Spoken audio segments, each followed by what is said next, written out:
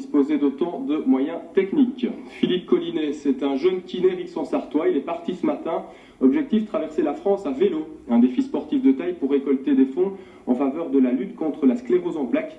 Émilie Couvreur et Dominique Tournet l'ont rencontré à quelques heures de son grand départ. Rouler pour la sclérose en plaques. Voici le défi que s'est donné Philippe Collinet, jeune Valois, qui a décidé de traverser la France à vélo durant une semaine. Mon projet, c'est un 1000 km à vélo en solitaire pour réunir des fonds pour la Ligue de la sclérose en plaques.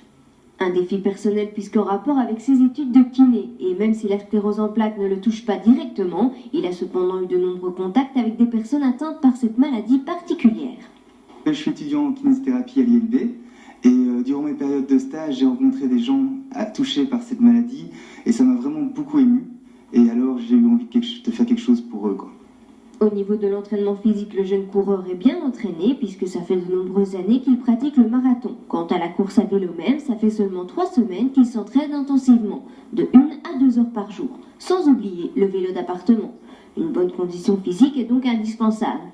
L'autre facette de cet entraînement est la préparation mentale qui n'est autre que de la méditation.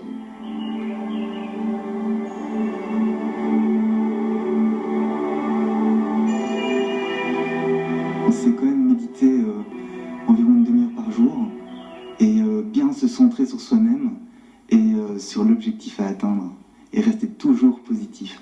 Développer des bonnes pensées et penser à tous les autres pour tout l'aide que ça va leur apporter. Et pour cette longue course en solitaire, certains accessoires sont indispensables. Ce sera surtout des coupe-vents, donc j'en prends 3 à 4 avec, des coupe-vents de rechange, etc.